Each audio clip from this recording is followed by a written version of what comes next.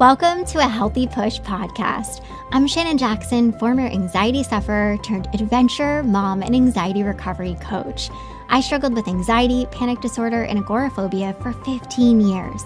And now I help people to push past the stuff that I used to struggle with. Each week, I'll be sharing real and honest conversations along with actionable and practical steps that you can take to help you push past your anxious thoughts, the symptoms, panic, and fears.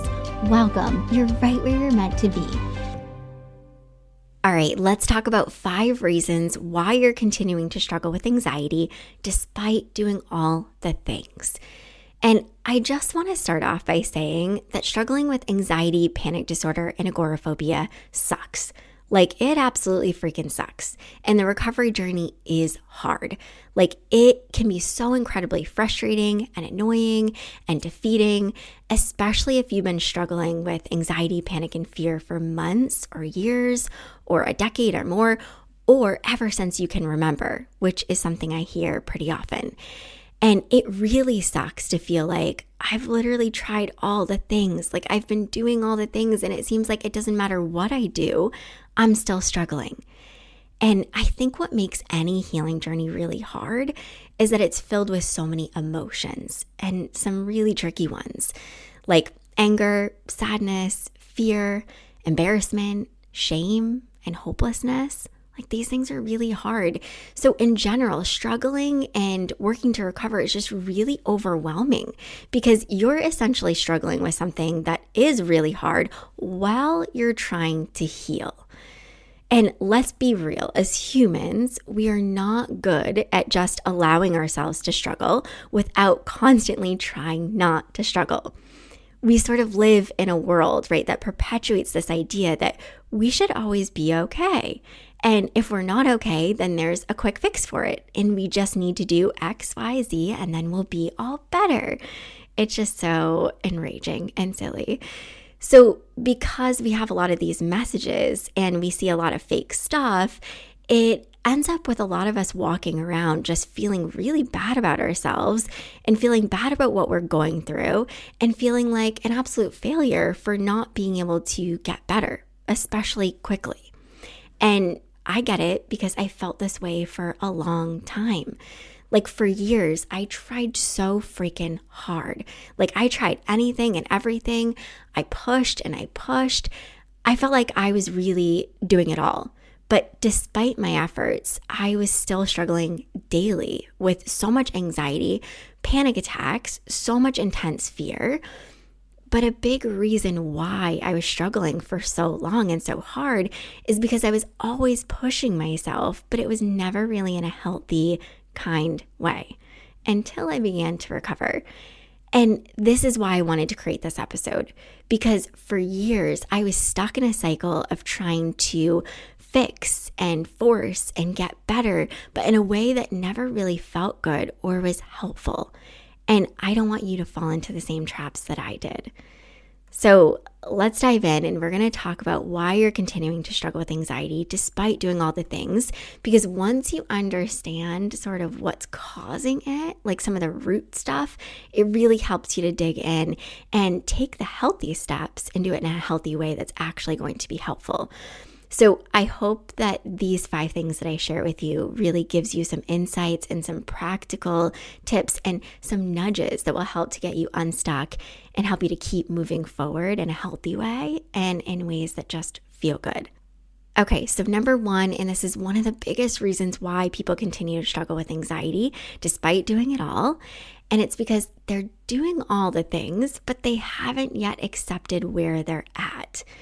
Meaning you're trying all the fixes, you're doing all the work that is often prescribed, but you bypass the part where you actually allow yourself to meet yourself where you are, hold space for yourself for where you are, have some compassion, and just let yourself be human without trying to force yourself to heal, to get better, to throw all those fixes, right, at what you're struggling with. And this was me for years. I was always trying to problem solve and fix and force myself to get better. And I was never just letting myself not be okay. And I think this is because of all the messaging, all the things that we see, but it's also because this is just such a hard thing to do. Like just letting ourselves be and accepting what is, like, ugh. But acceptance, this slowing down, allowing ourselves to meet ourselves where we're at, giving ourselves this permission to be human is such a big piece of how we heal. And there are so many themes of acceptance throughout the anxiety recovery journey. But when I start working with my students and clients, we always start with the acceptance of just allowing yourself to be where you are, meeting yourself where you are, meaning in the struggles, in the hard stuff. Like we cannot skip this step. I know we want to skip this part. Like I don't want to accept that I'm here because I don't want to be here. Like I don't want to be struggling so badly. And I think part of this is fear, right? Or a lot of this is fear. Like who wants to accept that they're really struggling? Who wants to accept that their life might not look how they thought it would or want it to look, right? And I think this fear often sounds like, well, I'm afraid if I do accept it, if I do accept where I'm at and all this anxiety, it means that I'm doomed to always struggle with all this anxiety. Or I'm afraid if I accept it, it means that I just let anxiety win. Like I'm just letting it happen. But acceptance is really the opposite of this. Like, yes, of course you want things to be different. Of course you don't want to be struggling. But accepting and meeting yourself where you're at actually allows you to do things differently, right? It allows you to come face to face with what you're struggling with, and it helps you to see things for what they are and see things more clearly. And it helps to give you a path. It helps to illuminate a path for moving forward. One that's just not like you have these blindfolds on, right? And you're like, I'm just going to try this. I'm just going to do that. I'm just going to, who knows, right? You're kind of just winging it. But when you allow yourself to be where you're at, to be in the struggles, to just meet yourself where you're at, it really helps to show you what might be helpful in moving forward. It actually gives you that permission to move forward. So acceptance isn't, I'm just accepting my fate or I'm letting anxiety win. It's actually allowing yourself to take back your own power. So much healing happens when we truly accept ourselves just as we are in the current moment, and we have lots of self-compassion for ourselves. It is not your fault that you're here, and it's okay that you are. I know we want to do that blame game, we want to shame. It's not your fault. Yes, there are probably things that you've done that have contributed, but all around, it's not your fault. And adding those layers, right, of guilt, shame, just being mean is not going to help. It's okay that you're here. And it's important to let yourself feel all the sadness, the tough emotions, and that grief so that you can allow yourself to move forward. And I think when you meet yourself where you're at, it actually causes you, it helps you to stop fighting so much to make things better. It stops that forceful nature of like, I've got to fix this. I got to get out of this. I can't be here. It causes you to stop trying so hard to get on the other side, and just helps you to do the work that you've got to do right now in the today, in the moment. And I think it just all around feels so much better. Okay, number 2, and this is another big reason why people continue to struggle despite doing all the things. And it's because they're doing all the things. This is something I literally see daily when I'm working with students and clients.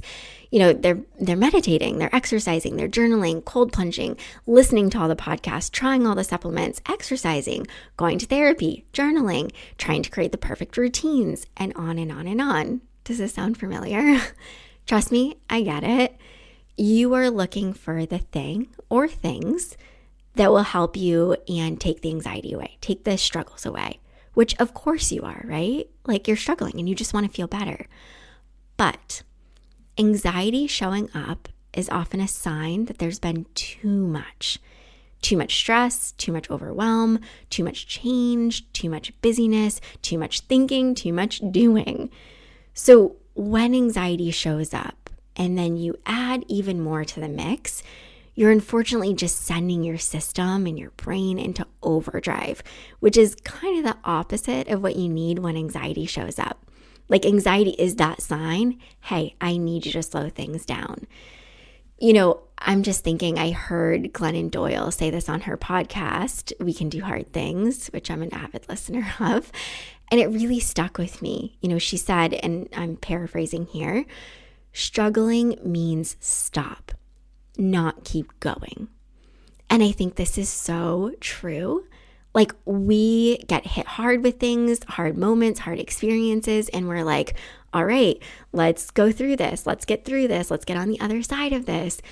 But struggling means we need to slow things down. We need to stop. We need to just allow ourselves to meet ourselves where we are, to start developing more awareness, to start getting curious, to allow ourselves to rest. And then sure, practice taking, some healthy steps. But truly, when we're really struggling and getting hit hard, struggling means stop, right? Not slam my foot on the gas and we're going to just power through this.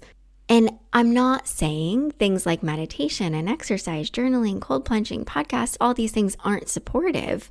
They can definitely be supportive. But do you really need to be doing all of them?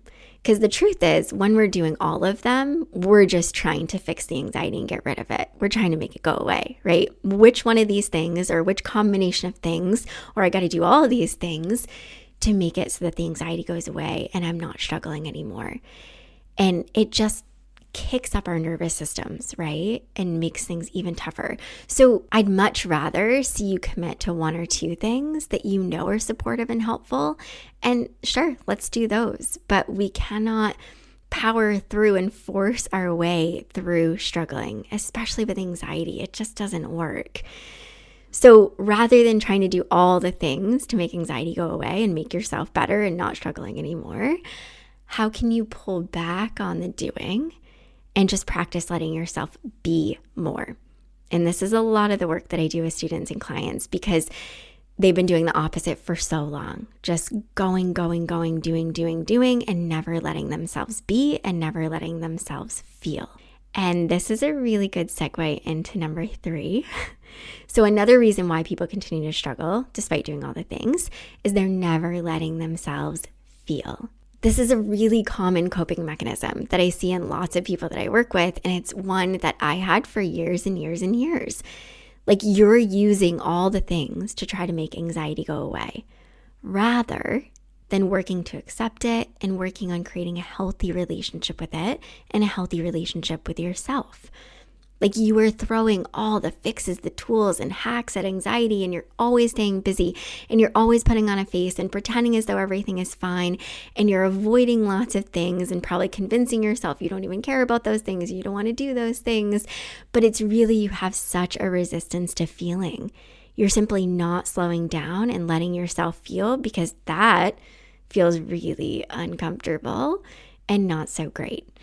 And this makes sense, right? Like, slow down, let myself feel anxious. Like, no, thank you.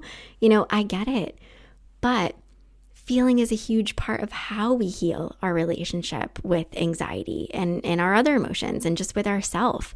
Like our emotions are designed to be felt. They're not designed to be fixed. So trying to analyze, problem solve, strategize, think, and do your way out of feeling anxious are things that never really come into handy when you're struggling with anxiety. Feeling without trying to fix is a big key of how we heal. I talk about this one a lot, allowing yourself to feel, because this is probably the biggest area I went wrong in for so long when I was struggling. I was doing all the things, including facing my fears, like that exposure work, but I was continuing to struggle because I wasn't actually ever letting myself feel anxious. I was always trying to prevent it. I was always trying to resist it. I was always trying to get rid of it if I did feel it.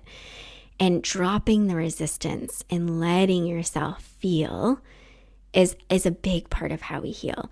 Because I say you can take all the healthy steps all day long, but if you aren't letting yourself feel, you're just honestly going through the motions and you're torturing yourself. So please don't do this to yourself. You gotta practice letting yourself feel. It's so hard, but it's so incredibly worth it. All right, number 4, another reason why people continue to struggle with anxiety despite doing all the things is because they're so busy looking outward, aka looking outside of themselves, and they're rarely or never looking inward to their own knowing and wisdom. I see this a lot. People looking to all the books, the groups, Google, podcasts, articles, their loved ones, to other people in general, to the hacks and tools, and they're never checking in with themselves to see if maybe they have what they're looking for outside of themselves and can give themselves, which, spoiler alert, we often do. But I get why we do this, right? We have to have that compassion piece. And it's mostly because when you're struggling with an anxiety disorder, you really don't trust yourself or your body, right? You think that you are the last one with the answers and the last one who can help yourself. But this is so far from the truth. You are the biggest key to your recovery. You know, I tell my Panic to Peace students this like toward the very beginning of the program, and I can see like they do not believe it, but they come to see it. They come to believe it. Like truly so much of your healing comes from within you, and it's how you get to that recovered space. And looking inward is one of the things that helped me the most in my recovery journey. It was slowing down and pausing when I found myself wanting to look outside myself for answers and solutions, and actually giving myself a chance to check in with myself and see if I could give me what I was looking for. And honestly, slowing down just sometimes helped me to not go to the thing that I knew probably wouldn't be so helpful in the first place. And this is one of the biggest ways that we allow ourselves to heal, is by slowing down and listening to our own inner knowing and our own wisdom, because this is how we build trust and safety within ourselves. And I get this question pretty often. It's like, how do I build trust and safety within myself? How do I build it back within my body? Like, I don't understand. And a big part of this is allowing yourself to slow down and to look inward. So instead of constantly looking outside of yourself and using all of the things to make anxiety go away and to calm yourself, let's take more small steps to look inward, because anxiety is truly lessened when we work to build trust and safety within ourselves. And you've got this. You always have. You've just got to take more small steps to help yourself see this. Okay, the next one and the last one, number 5, another big reason why people continue to struggle despite doing all the things is because their environment or their relationships aren't supportive to their healing. I came across this post on Instagram by Helen Marie, and I could not say it any better myself. She says, we can do all the journaling, meditating, walking in nature, deep breaths, yoga poses, gratitude practices, and lighting our favorite candles. But if the people around us don't make us feel supported, aligned, or safe, then our nervous system will struggle to feel the ease that it's craving. We are relational beings, but we only truly thrive when those connections are in the presence of trust, understanding, and love. This is another thing I see often. You know, people have done so much good work, like they've taken so many healthy steps, but the work just isn't quite paying off because their environment or their relationships aren't supportive to their healing. You know, their home environment, their work environment, just their general environment of where they live. And relating to relationships, I'm not just talking about romantic relationships here. Like, some of the relationships I've seen to be most harmful to people's recovery journeys has been from parents and loved ones. So you can do a ton of good work, you know, internally and on yourself. But if you continue to avoid making some tough but healthy changes and avoiding having tough conversations and setting boundaries and saying no and making changes that you know you need to make and that you have within your control to make, you're likely going to continue, right, to feel as though you're incredibly stuck. And this all hugely comes back to building trust and safety within yourself. If you aren't listening to your needs, right, what is good for you, and you're not honoring them, and you're not making healthy changes relating to your environment and your relationships, it'll be really hard to heal. So much of our healing journeys depend on us listening to ourselves and making hard but healthy choices. And it's really in these hard choices that we can heal and we can grow. So I know from personal experience, it is so incredibly hard to make changes to our environment and our relationships, but it's also incredibly worth it and helps to give ourselves that permission to continue to grow and to heal. And it makes it a heck of a lot easier. So I really hope that this episode has given you lots of insights and some tips and just some gentle nudges for how you can continue to move forward in healthy ways. And I just want to say all the stuff that I've talked about, all the 5 things here are big areas that I spend time working with my students and clients on, because these are the big areas in which people often get stuck. And these are the big areas in which healing happens. So if you have interest in joining a supportive program and a community, I'll put the link to my Panic to Peace program in the show notes, and you can check out all of the details there. I open this program twice a year, once in January and once in September. And before you freaking know it, January 2025 is going to be here. All right, until next time, my friend, keep taking healthy action. I hope you enjoyed this episode of A Healthy Push. If you want more, head on over to ahealthypush.com for the show notes and lots more tips, tools, and inspiration that will support your recovery. And if you're hoping for me to cover a certain topic, be sure to join my Instagram community at A Healthy Push and let me know in the comments what you want to hear next.